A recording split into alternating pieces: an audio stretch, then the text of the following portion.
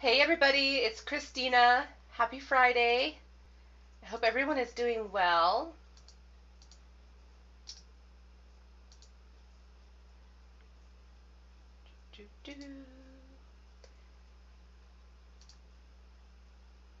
I hope you've had a really good week.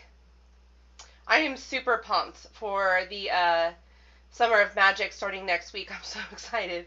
I'm exhausted from all of the stuff we've had to do to get that ready, but I am in a really good place because I feel so good about it. It's going to be awesome. And everybody's just like, I thought the 12 days of Christmas was gonna be hard to top, but honestly, like, everybody's just bringing their A game this round. Okay, let me get to where I can see comments. Let me know what you guys plan to do this weekend. Hi, Rachel, good to see you. Hi, Sky, good to see you. Okay, so people are starting to come in. Really good. Looks like Facebook is cooperating. It wasn't earlier. Okay, so let's just dive right into it. I'm gonna try moving forward. For me personally, one of my business goals is to stop wasting so much time in the beginning of my live streams and just hop right into it. I know 12 days we're gonna, and now we gotta outdo the Summer of Magic. So, but that's like we're really good at being competitive that way. That's the right way to be competitive. To be competitive with yourself and not other people. Hi Anna, good to see you. I might be sniffling and things like that. I've got a little bit of an allergy cold. So excuse me if I look a little busted right now. Or, if I have to blow my nose at any point. Or if I sound like nasally or something. That would be why. So, the purpose of today's live stream, we're going to be talking about how to find your zone of genius. This is something that a lot of people struggle with. And for me personally, I'm going to give you a little bit of my backstory and tell you like how I had this light bulb moment personally and what it really changed for me in my business. So, really briefly, I'm not going to go back over my story because y'all have heard it a million times. If you want to know the full, like, in-depth story, it's in the first video of the Make Tarot Your Business Quick Start Challenge. That's on day one, your big why. So you can go back and listen to my story there. So I started running my spiritual business, got laid off, and one of the things that I found out for myself is that when I started getting into spirituality, it all kind of started with I joined a yoga place and I started going to yoga like every day for hours on end, literally, which really opened me up to which really opened me up to a variety of spiritual modalities. So things that I had been really interested in for a really long time, but didn't ever have the time, working full time and taking care of an elderly father-in-law, taking care of a husband, a household, that sort of thing. Thanks, Rachel. And when I first started getting into spirituality, I was looking for something to wake me back up. I was not happy in life. I was very ill emotionally, mentally, spiritually, physically. And when I first found spirituality, it was kind of like walking into the place that my soul had always wanted to be. Like, it was like a coming home experience for me. And I was immediately just super excited about all of the modalities out there, yoga and Reiki and tarot cards and energy healing. And there's just a list that's like 5 miles long of all of these different techniques and tools that we have, that are, some are like, everybody knows about them, and then some are kind of really more, like EFT or quantum touch and all of these sort of like trademark signature types of, specializations off of these big branches of modalities. And I remember being so excited to get into spirituality, and I thought, you know what? I'm going to dedicate myself to learning everything and anything, and I'm going to become Reiki certified, and I'm going to get my yoga instructor certification, and I'm going to learn hypnosis, and I'm going to learn NLP, and I'm going to learn Kabbalah, and I'm going to learn tarot, and I'm going to learn oracle cards, and I'm going to learn about chakras, and I'm going to learn about angels, and all of these things. So all of these modalities that were like really interesting to me. And when I started putting my offers together, when I started thinking about, okay, well, how can I turn this into a business? I would basically learn a modality, put a service together, and then try to sell that. And I did this for many, many different modalities. Hi, Kimberly, I like the snail. that's it makes me think of the Nine of Pentacles, right? With the girl. Yeah, the Nine of Pentacles with the little snail. Super cute. So I would put all these offers together, and before I knew it, I had like 30 different offers of all of these different modalities, and I was getting into all of these different specializations. Like, then I would get into shadow work, and then I would create like 30 different types of tarot readings, and I would have, I would literally have like this whole storefront of different types of spiritual services because I thought that the more knowledgeable I was, the more that I invested into my knowledge in terms of like learning modalities, that I thought that's what people wanted. I thought people would just literally line up at the door because they would just see how smart I was and how committed I was to learning different modalities and all of these, it's like walking around with having a bag of tricks, and a never-ending bag of tricks. You pull one out, that doesn't work. You pull one out, that doesn't work. Pull one out, maybe that one works a little bit. Pull one out, that one is the ticket, right? And so what I learned from that is basically I really was only making about 25 bucks or so for a reading or for a session. It was because I was trying to sell everything, and when you try to sell everything, you can't give it that sort of attention that it needs. You cannot fully become the expert in one thing. You cannot fully understand how to use a technique or a tool if you don't dedicate a significant portion of your life learning how to master. And so you may have seen my post earlier about being a jack or Jill of all trades, and that's me too. Like, I have a background. I was a hairdresser. I've been in burlesque. I've done I've been a retail manager. I've been a district manager. I have a background in graphic design. I know how to build websites. I know how to do, like, there's so many different things out there that I know how to do and that I'm really, really good at. But there was not anything that I was like, what it actually manifested as, and you may actually be dealing with this too, is I would get the client at that price, at the lower end price, because the price is all about belief. If you are charging low prices, it's a belief issue. It's not a price issue, it's a belief issue. So at the lower end prices, what that is really saying for you personally is that you don't believe in the results that you can get people. There's some disconnect between how much you're charging and the types of results that you can get people. Because if you are 100% confident and you know your tool inwards, outwards, front to side, up and down, then you know that no matter what, that tool is going to get someone results. And so for a while I would walk around and be like, well, this Reiki was a letdown, and these other things were letdowns, and they didn't get the type of results that I thought that they were going to get clients, and they're really not as profound and as deep as I really thought they were. And for a really long time, I kind of walked around with the chip on my shoulder, and it manifested in the belief that it's all a hoax. It's all just one big placebo. And that further even kind of discouraged me from pursuing doing this as a business full time still. And for like a brief stint, for like 3 weeks, I went back to work in 2014 because I had started in 2012, had spent so much money, all of my savings basically, on trying to learn modalities and things like that. Got through 2012, got through 2013, the middle of 2014, I went back to work for 3 weeks until I realized what I was doing, and I quit right away because by week 3 I was like, I'm already 3 weeks into this, and I can't imagine waking up and going back I don't want to be there, I don't want to go back any other day.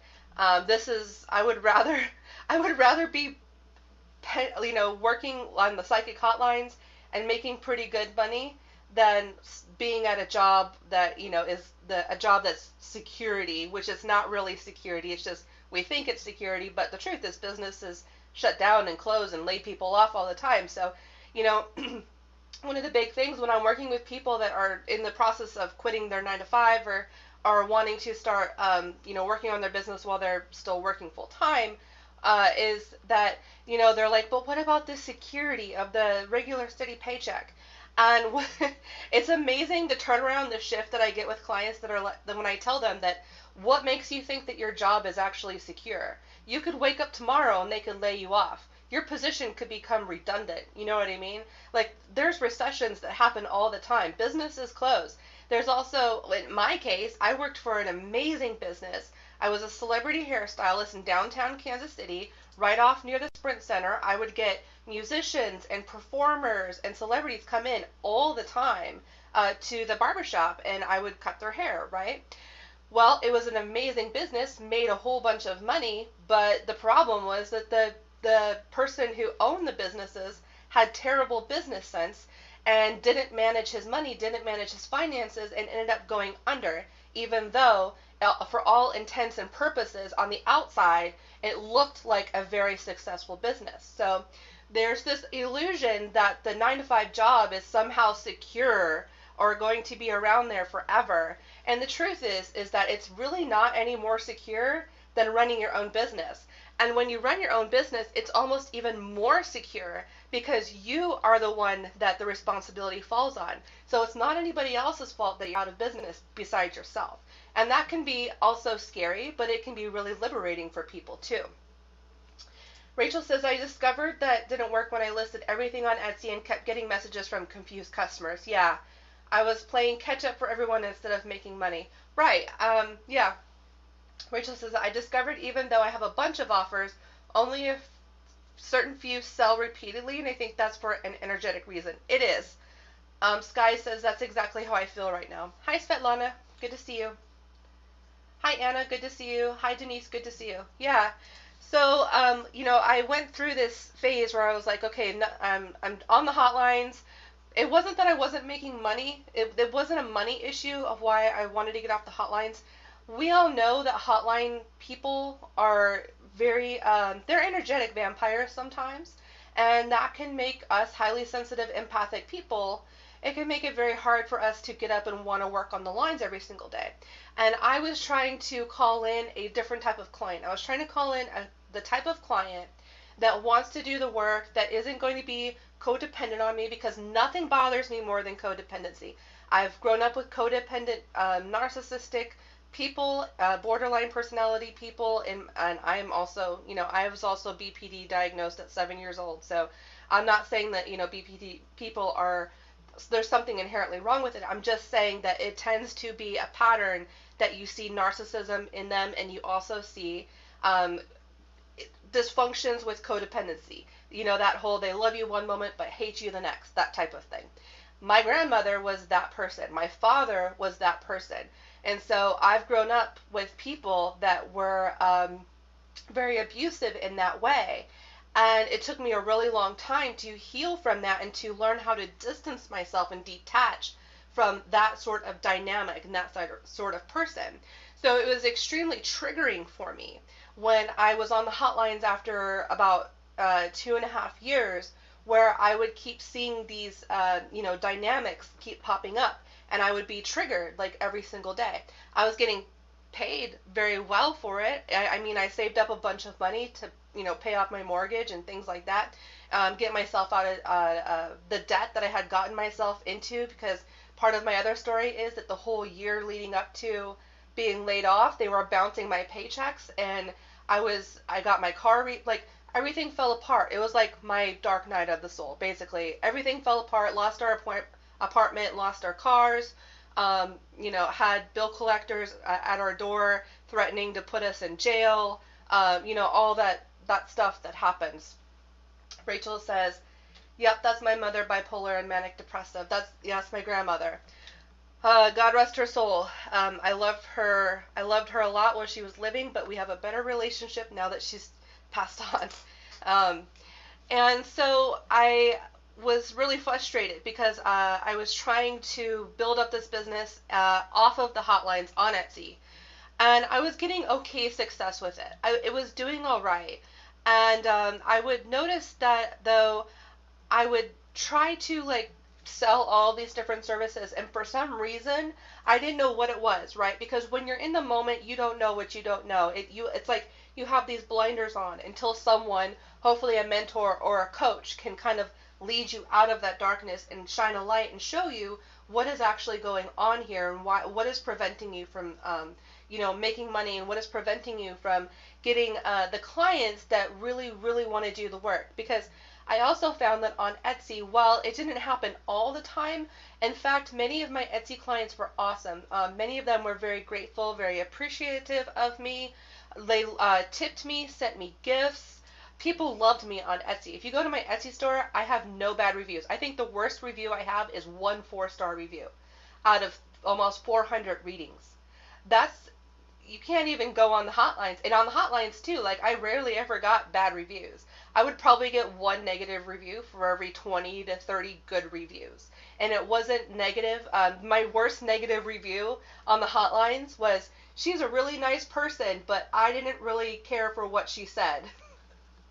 So even my bad reviews aren't really like bad reviews. Go look at my Etsy. Consistent 4 or 5 stars across the board. So why was I only making, like maybe $200-300 a week off Etsy?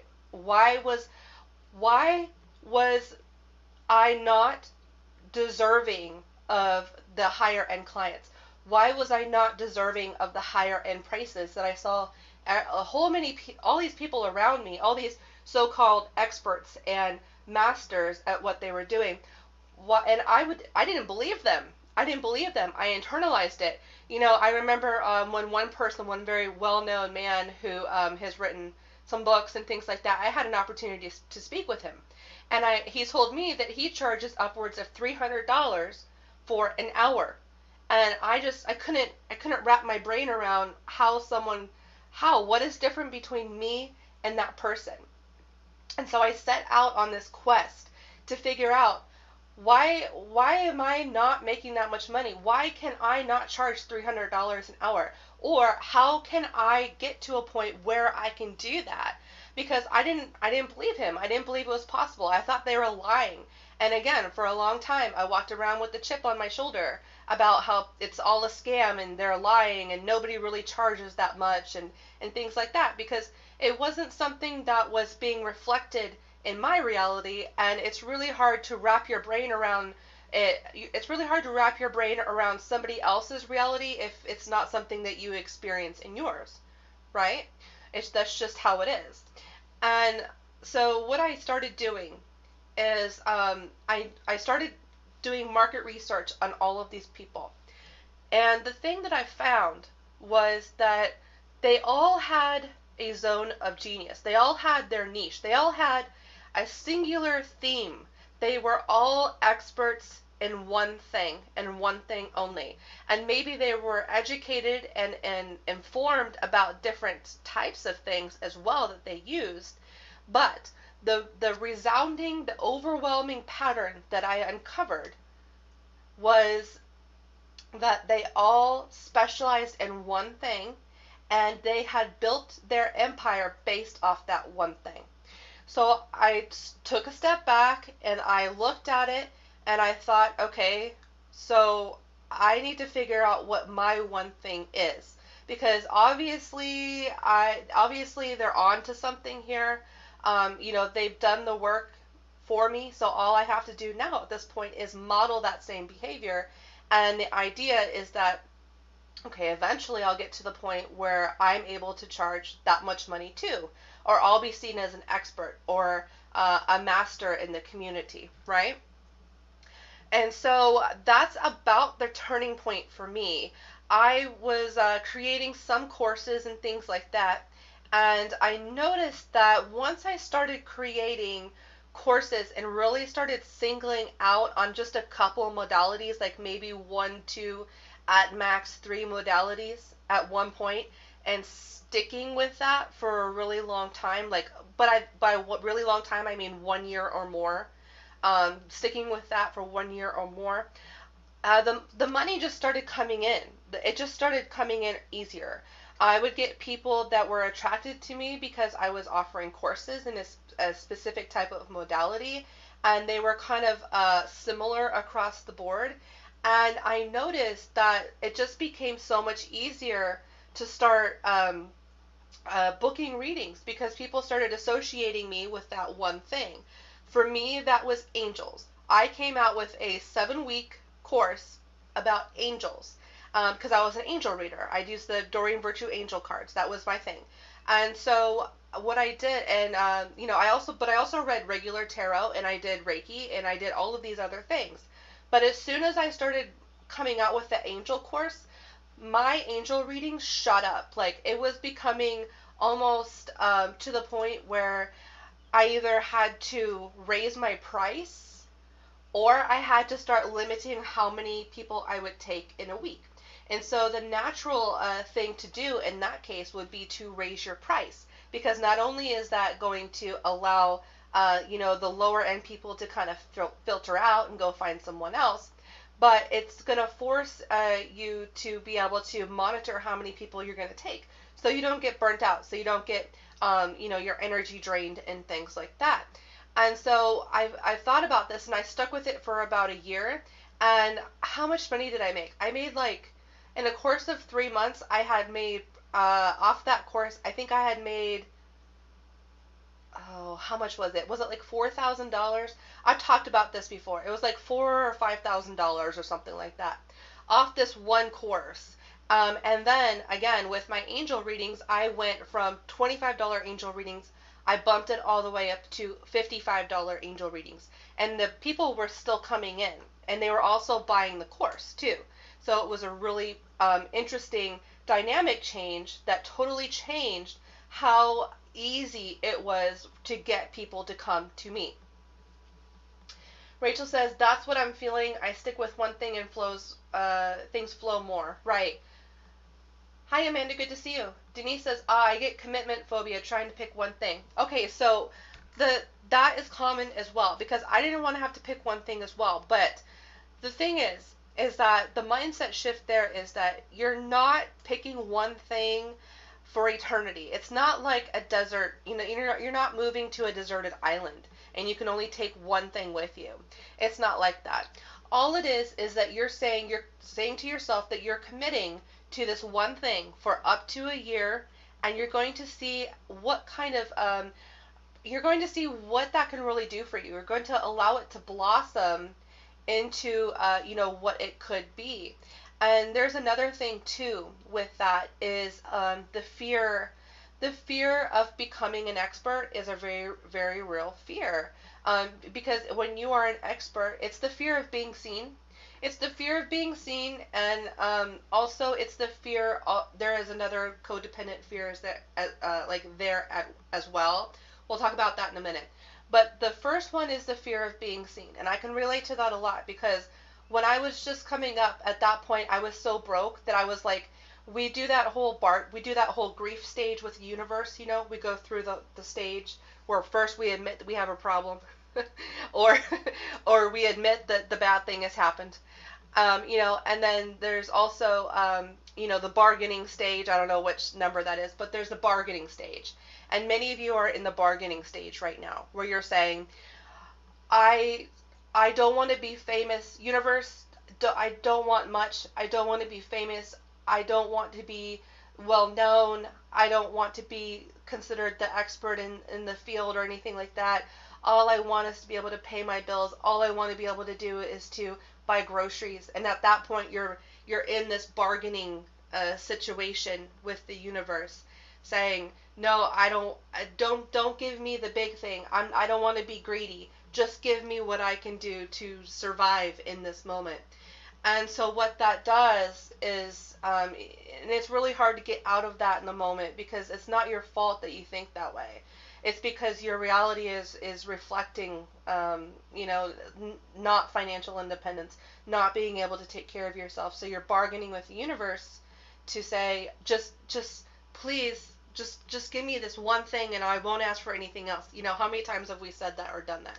But we always know there's that other thing on the other side that we're going to ask for again eventually. And then, but it's a vicious trap. It's a vicious cycle because, we get to the point where we're bargaining, and then we get to the point where we can survive, and then there's almost like this resentment because we've already like bargained with the universe over that. And so we almost feel like this level of betrayal with ourselves. And so we try to keep ourselves small to keep our commitment to what we said earlier. And it's just a mess, it's just a mess. And then the other part of that is the fear of being an expert, is the fear of people taking to heart what you say, the fear of other experts ridiculing you, the fear of what if someone thinks that I'm wrong, or what if someone has a different belief, or what if someone else in this field who is, as popular or more popular than I am, what if they have a difference of opinion? And a lot of it are these situations that are so totally mentally created, that are not even based on reality. And it's interesting the depths that we will go, the amount of the torture we will inflict on ourselves for these totally like mental constructions that are not even based on reality, because they're not based on reality because you've never been a celebrity, you've never been an expert, so how would you know what that life is like? You just kind of see some of the negative experiences people have in the tabloids, or you see the drama or the gossip. The gossip was something that I was always scared of. I didn't want people to talk bad about me. I took that very personally. Back at that time when I took like everything personally, everything was an attack. Do whatever you want to me, spit on me, step on me, hurt me, punch me, but don't question my character. Don't talk badly about me. The words in that point in time were more hurtful than anything physically that anybody could ever do to me. And I was super scared of putting myself out there, because ultimately we know that not everybody's going to like us, not everybody's going to agree with us. Some people are just going to straight up tell us that we're wrong, or that we're greedy, or that we don't there's just so much. Amanda says, I want to be an expert, but what is hard for me is knowing when I have enough knowledge to start actually doing the work for clients. So that's a paradox, Amanda, because you're not going to have enough experience until you do the work for clients. There's really not, it's one thing to know something theoretically, it's one thing to know the theory behind how to do something, but until you actually start working on clients, you're not going to know enough. You're just simply not ever going to have enough information. Even when you're doing the thing, even when you become the expert, there's still so much more for you to learn about that. It's just a different way that manifests. So from what I've learned is that you're never really truly ready. And the best thing that you can do is just dive in and learn the lessons as you go along. You are going to make mistakes. That is inevitable. You are not going to have great sessions all the time when you're just starting out. You're not going to, it's so difficult to get to a point. I know what you're saying because I know that struggle. I remember it. It's the imposter syndrome.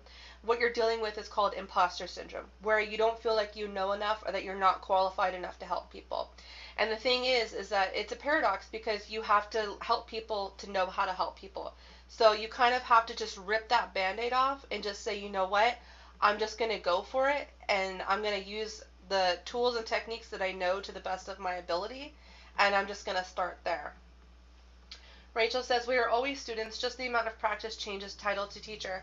And one of the most amazing things that I've learned, because I'm a teacher, I'm an educator at heart, that's what I love to do. I love to teach people. Yes, I'm a reader, an astrologer, and a numerologist, and a Reiki master, and all of these other things. But at the core of everything, I'm a teacher. I love to teach people. That's my passion. That's what makes me happy. And what I found is that when you start to teach people, you learn new depths to things that maybe you didn't have insight into before. You learn it on a more profound level, because it's no longer a matter of you getting it, but you have to also, contextualize it enough to where other people can also understand it. And so it forces you to relearn it when you're starting to teach it to someone else. Just think back to an experience, where you've learned how to do something, and then, you had to do it yourself, and it really wasn't that easy. But then think about going back to the drawing board, going back to that beginner student mind, and having to explain it from the very beginning to someone else. There's different insights that are going to come in. There's different, we call them divine downloads, but there's different downloads that are going to come in, and new sites that will be revealed to you, and it will deepen your understanding of what it is. And if you can explain something in layman's terms, by layman's terms I mean if you can explain something in terms that a 6-year-old would understand, you already understand enough about it to be able to do that modality. Amanda says, after the Summer of Magic event, I'm going to offer some free sessions to the group so I can practice. That's an amazing way to get the practice, because there's no pressure. You're learning, and you know what? You don't even have to do it for free. You can do it by donation based. So you can, so you don't have to do anything for free, even if you're still learning, okay? When I was in beauty school, after a couple months, they stuck us out on the floor. I gave some really terrible haircuts. I screwed some people up. But everybody always tipped me. It doesn't matter. It's because you are performing a service, so you deserve to be compensated for your time and your energy that you're spending on it. So, if you want to do a couple of free sessions, like 2 or 3 free sessions, just to kind of go and get into the groove, but then I want you to kind of challenge yourself to think about maybe doing it by donation and letting people decide if they want to compensate you for that, because that's one thing with abundance, and that's one thing with money, is you don't get to decide if people pay you or not. Just let people pay you. Let that be up to them. That's one of the big things I learned too, is I always tried to control the how and when other people paid me. And what it did is it said no to a lot of opportunities that I could have received compensation for, and that people were more than happy to compensate me for. So just think about that. Or you wait till the teacher lines appear on your hands. Kimberly says, I keep forgetting that the people I can help are those in the stages I was once in. There's always someone out there that knows less than you do. Always. Doesn't matter what it is. And there's always someone out there who is looking for that very beginning information just to get them started. And I think if you are a Jack or Jill of all trades, or you're really good at a whole bunch of things, I think that we forget that how easy it is for us to learn things. It's not easy for everybody else to learn things. We kind of take that for granted. We take for granted how smart and talented we really, really are. And the truth is that everybody else in the world, they don't learn as quickly as we do. Maybe they don't even have the time to spend that we do. And so they value the ability to get someone on the phone that recognizes that their time is also valuable, but your time is a valuable thing too, and who wants to compensate you for that, to get the answers very quickly from someone who knows, rather than spending 4 or 5 hours on Google to try to get to some sort of answer. You know what I mean? Sky says, I feel like if I pick something to focus on, I won't have time for other things that interest me. I'm just plain undecided.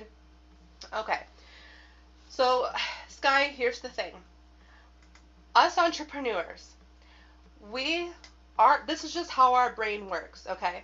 We try to monetize everything. Anything and everything that interests us, we try to monetize that. It's a compulsion. When you're an entrepreneur, you really struggle with having personal interests and business interests. So here's the thing, is that when you start to niche down and focus on what you really want to focus on, like what you really want to specialize in for your business, that's one thing. But you also need to give yourself permission to have your personal interests, the interests that you don't have to monetize, that can simply be yours and be selfishly yours, and something that you are interested for your own personal development. But it doesn't have to be monetized. It doesn't have to go to that place. Because what I've found for myself is that I found that I have actually lost interest in some things once I started monetizing them, and that some things are better off simply being hobbies or simply being spiritual interests of mine. Things I do for my own personal development on my own time outside of my business. So, Sky, I hope that helps you. I think for you, you really just need to give yourself permission to have your own interest, to have your own personal spiritual practice, and separating your business, your spiritual business, from your spiritual interests. Now, your business can be part of your spiritual practice, but it is not the end all be all of your spiritual practice. It is only one segment. And we segment these things for organizational purposes, to know as humans when it is time to, do one thing and when it is time to do another thing. So you have to figure out which is which. So the first thing that you can do, Sky, is that you can ask yourself, would I do this for free? If no one else paid me for the rest of my life and I just had to show up and teach for free, that's your first inclination that that's something you should probably be doing as a paid service. If it's something that you think about that kind of is like, wow, this is really intense, this is a lot of work, this takes a lot of energy, that's what we say a lot of the times, right? This takes a lot of energy. If you're saying that, then it's probably something that is better reserved for your own private practice and not for your business. Because your zone of genius, step number one, your zone of genius is going to be something that you have unending inspiration for. That you can wake up every single morning and you start thinking about that thing in the morning and you go to bed thinking about that thing at night. It's that thing that you would do for free. If no one else paid you for the rest of your life, you'd still be doing this anyways. That's what you want to do for your business, not the other things, that thing. So I hope that makes sense. Amanda says, I was thinking that since I am just now thinking of starting my business is to get testimonials for the free sessions I do, which is yes, for sure.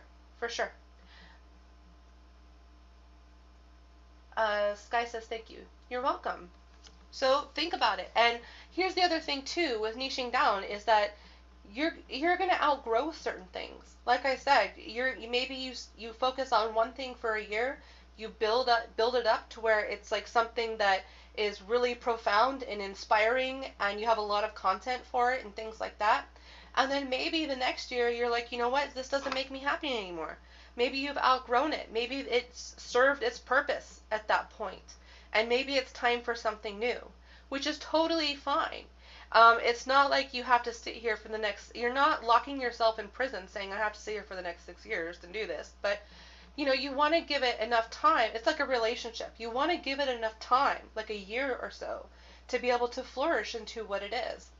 When I started shifting out of doing readings for the public and I started shifting into business coaching full time and doing business type tarot readings and sessions and things like that, and using all of the things I know like chakras and Reiki and stuff like that, but in terms of helping people with their businesses, I personally set out, like I just said, I'm only going to do this for a year. In 2015, I started building the mentorship program, but it's now the mentorship program. Back then, it was just a 10-module audio course that I gave away for free, the Make Tour Your Business, and that's how I built this group, actually, about 3 years ago, as I gave it away for free. Some of you have been here that long. I appreciate you for being here. And then I decided, you know what? Okay, I'm just going to get real serious about this now. I'm going to commit, and I'm going to make this a really good course. I'm going to make this the best course about how to start a tarot business in the world. Like, I just got really ambitious all of a sudden. And I had been working on a whole bunch of beliefs, and I had been, working on the hotlines up until 2016 or so. And I really wanted to get off the hotlines once and for all. I really wanted in 2016 to be my last year of doing hotlines, and then I wanted 2017 to be the last year that I read for the public, and that I only read for my premium members, right, in the mentorship program. And I was like, you know what, but I gotta sit here, I have to do this for a year to do it. It's gonna take me a year, because I planned out all the modules and all of the trainings and things that I wanted to put together.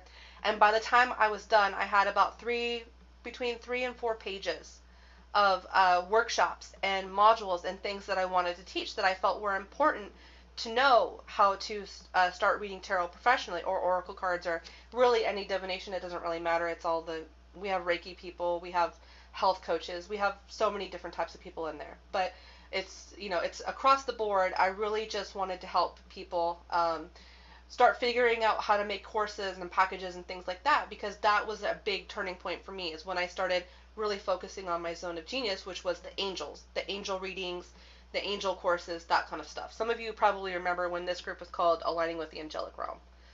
And that's where the Angelic Realm Seminary came from, which is my main seminary, my main website, where everything is on it. And so I put together this course because I wanted to teach people how to basically get off the hotlines and to start, building their own business and starting to get that passive income and stuff like that. And so they didn't have to have appointments every single day, but they still had money coming in, because it was such a life-changing thing for me. As I said, it was very life-changing. And so I created this course. I worked on it. Most of you remember I worked on it started in 2015, gave it away for free in 2016 all the way up until that summer. And then I got really serious about it in fall 2016, and I decided to totally remaster the course and to sell it as a paid course, because I had really good luck with the angel course. And I said, okay, well, let's do that again. And, if I can make $4,000 off this by the end of the year, like I did with the angel course, that's awesome. That's totally cool. So I had started remastering it, got it remastered, and then I launched it at the launch price of $97 in January of 2017. That first quarter, I only sold one. I only sold one. The second quarter, I sold more. The third quarter, I sold more. Because what I originally wanted to do is, I originally in 2017 wanted to do the first quarter doing the Make Tarot Your Business class and sell that. And then the second quarter, I wanted to move on to my astrology course. And then the next quarter, I wanted to move on to my Reiki course. I have a whole astrology course written on my computer. I have a whole Reiki course written on my computer. I have so many courses that are just on my computer, just waiting for me to film and publish. You can't even imagine. Because I was in go mode, and I was going to release a new course every single quarter. But when I only sold that one course that first quarter, I was like, I just did all of this work for $100. I was like, oh my gosh, biggest mistake ever. And so I realized that, okay, I'm going to have to put the astrology course and the Reiki course, I'm going to have to put all that in the back burner. I'm going to focus on selling this course for 2 quarters. And then I'll move on, because I'll have made $4,000 surely by the end of second quarter, right? And then second quarter rolled around, sold a couple more, didn't make my $4,000 goal. By the third quarter of last year, just selling the same thing over and over again, not creating really that much more new content other than the workshops and the challenges and something like that, which is different, than making a full-fledged course that took me 3 months to film, right? And then by the third quarter, I had made $20,000. That's $20,000 that I could have been missing out on if I had just jumped ship and went to the next thing, because in my opinion, it wasn't selling. That is not true. We always say that, so if you have something that you're trying to sell right now, chances are there's nothing actually wrong with what you're trying to sell. It's just that you're not giving it enough time. So selling and building up a web presence and building a loyal clientele and things like that, it takes time. It takes momentum. It takes you a year. And that's what I really like about the mentorship program, is basically I teach you how to do in a year what took me from 2012 to 2015, 2016 to do. Rachel says, man, the vibe is rising so much right now. My crown is going nuts with the tingles. Yeah, so, and it's like, so find your zone of genius. So how do we do that? It's the very first thing that you really love to do, that you would do for free, that you would do it no matter if you were paid or not to do it. It's the thing that you wake up in the morning, think about, the thing that you go to bed thinking about, the thing that you can write down 3 to 5 pages of related trainings to that you could literally go for the next year or two and you could just do trainings on that and that alone. That's your first inclination. Your second inclination is what Rachel was talking about earlier. Well, she had, like me, she had a bunch of different types of readings and services that she was doing, but she really only sold a couple specifically.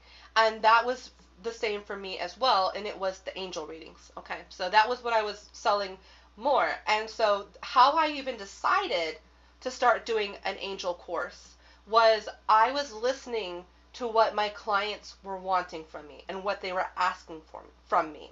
So that's a big thing too. So if you are currently doing sessions or readings at the very least right now, and you have clients and you are using certain modalities in your readings, and your clients are coming back and they're saying, what did you mean by this? And could you clarify this? Or could you tell me more about this? That's your second inclination, that's what's in demand from you right now, and that's what's going to complement your readings. So for me, it was clients asking me about angels and how they can work with angels and what stones were related to certain angels and what colors their auras were and what their names were and where they first appeared in the Bible and things like that. That's what people wanted to know from me. Okay. And then, for you, if you are someone who's into energy healing with the cards, or you do like some type of like medical intuitive type of stuff, maybe for you it's health and nutrition and chakras, something like that. Or if you really specialize in love and relationship readings and you get lots and lots of love and relationship readings and you really like to do them, maybe you need to come out with a course that teaches people about twin flames and soulmates and things like that. So whatever your people are asking you for, that is what you actually need to start creating and specialize in.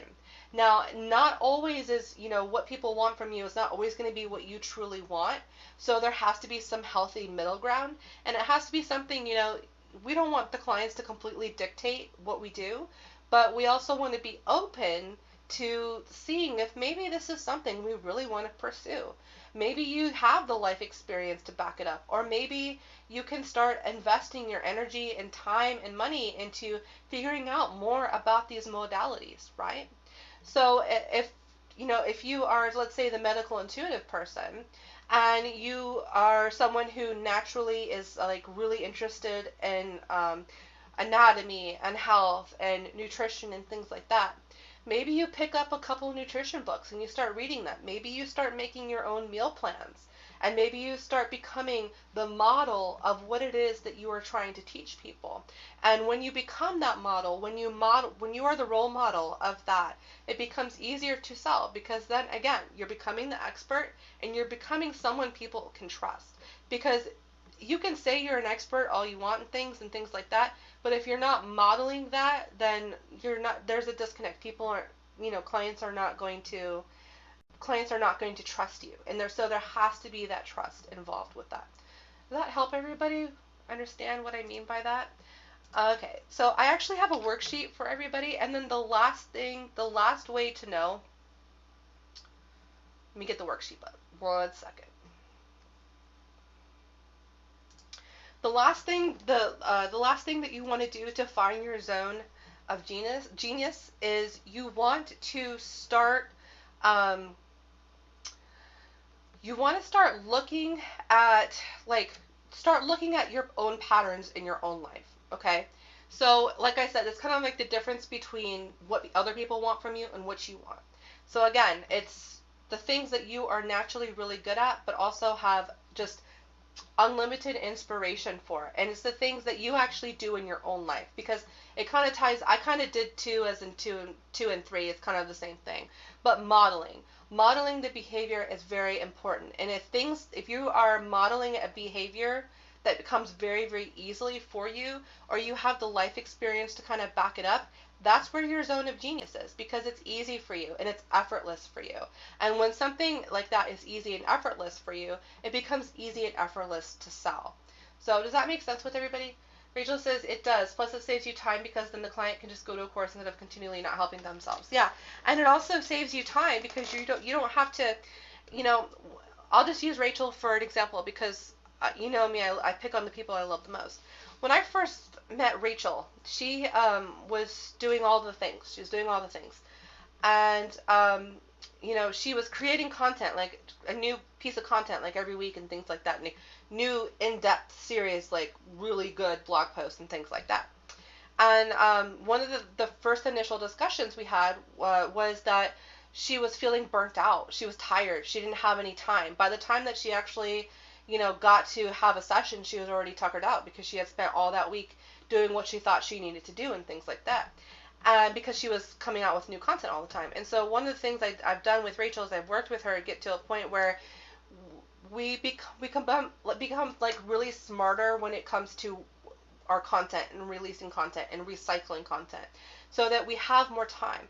And so time in your business, like right now, you may have all the time in the world right now because you don't have a lot of clients, but it's not going to be like that forever. You're going to get to a point where you do actually have people and you have people on your books and you have people wanting to schedule with you and you start becoming like a month booked out and things like that. And so one of the core things that I teach people, what my zone of genius is helping people create content sustainably and helping them create it in such a way that we can reuse and recycle certain content in different mediums so you can have more time to spend doing, you know, more time with your family, more time putting together your courses, more time for your clients and things like that. So when you start, you know, working with creating content, and how I do that is first we create the blog posts. It's not any secret or anything like that. The mentorship program just teaches you the step by step of how to do it. But here's how we do it. So you create one blog post a month with like 3 key points. You do a couple live streams a month talking about those key points. You send it out to your newsletter. You upload it to your YouTube. You can boost it if you want. And then you can create opt-ins to get people one or two opt-ins a month based off of that information that you can continue getting people on your list forever and ever for, instead of coming out with a new piece of content like this new really intense piece of content like weekly or you know, every couple weeks that most of you think that you have to do. And you don't have to do that. In fact, at this point, you know, like I have like what, like 200 hours of content that I've built over the last couple of years specifically for spiritual entrepreneurship. And what I've done with that, what I've really learned is that less is more. And the reason why I can sit here and say that to you is because I looked at my earnings already, because at the end of this month in the mentorship program we do quarterly bookkeeping parties where I'm also certified in taxes and small business taxes. So I know accounting, I know taxes and all that kind of stuff. So we do what are called quarterly bookkeeping parties where I'm available, and you know, you can ask questions about how do I file this? Is this a deduction? You know, where do I put this as an expense and that sort of thing. And we look over the gross versus the expenses and we get to see what our net profit is, right? It's a really, really good ritual to do when you're looking at your income. And it's what I consider to be like a money magic ritual where you're looking at your money and you're nurturing your money and you're understanding where your money's coming in and you understand where your money's going out. And if you're not doing that, you definitely want to start doing that. You want to start doing that every single quarter. Force yourself to look at those things and force yourself to look at your income versus expenses. They don't lie. Numbers don't lie. So that's one clue to kind of see where your you know, where your most sought after services are really coming from. Look and see what you've sold, you know. Sometimes you can be surprised too. Like I'll think 1 month I made a lot of money doing something, and then I'll be totally surprised when it was something else completely that I actually made more money in. You know what I mean? So it's really good to look at it. But anyway, so I was looking at it. I was getting a feel for it because I use Wave apps, and Rachel turned me on to Wave app. Actually, I was using pen and paper for the last 6 years because I'm like that. Pen, paper, and calculator. I finally got on digital bookkeeping last year. One of the best decisions I've ever made, to be honest with you, because in Wave apps, you can just, you know, you put in all your expenses and things like that. And then you can also sync certain things like PayPal and stuff like that. And you can open it and you can look, and it has like a dashboard tab where you can see a pie chart of all of your income, all of your expenses and what kind of categories of expenses that are eating up the most. For me, it's always marketing. I always have like, it's always like 70% net profit and then like 20% marketing, 20 to 25% like marketing, like Facebook ads and boosting YouTube and Canva photos and stock photos and things like that, or like new tarot decks, or even marketing. There's so many different types of things that are actually business deductions in your business that you can actually cut away from your gross and pay less taxes on it at the end of the year. But anyways, long story short, I was looking at it, and I've first of all, I've been like consistently doubling or tripling my money the last couple years since I started niching down and really focusing on one thing. Okay, so first of all, I know what works because I've been consistently doubling or tripling my income. When I looked at my income, I had up until May entered. I still have to do June's expenses and income. But when I was looking at my dashboard, since May I've already made as much as I did last year in gross. That's insane for me, because last year I did really good. And so this year, I've already beat that. So as far as I'm concerned, the rest of my money from June on till December is like gravy train for me. It's like just extra play fun money because I've already beat my gross from last year. So I tell you these things because it works, and I tell you these things because they've changed things in my business. They've changed the ease in which I'm booked out until January 2019 for one-on-one packages. You can't do one-on-one with me until January 2019. I don't have to sit here and sell anybody a package until 2019. That's a lot of stress off my back. So if you follow the content creation calendars I give you in the mentorship program, and you listen to the tips and things that I give you in this group, you will see results. But you have to do them. You have to commit to them. Okay, so I've got this worksheet for y'all. I want you to fill this out, and then if you want to, I'd love for you to share your answers in the group. And this is going to help you kind of figure out a little bit. It's just kind of like a recap of what I've talked about today, but it's going to help you figure out where your zone of genius is, and so you can start creating content to position yourself as the expert in the field, and also build that credibility, build that trust, force yourself to do the research, because when you're creating content that is specific and educational, you're forcing yourself to learn something at a deeper level than you would have by not teaching somebody how to do it.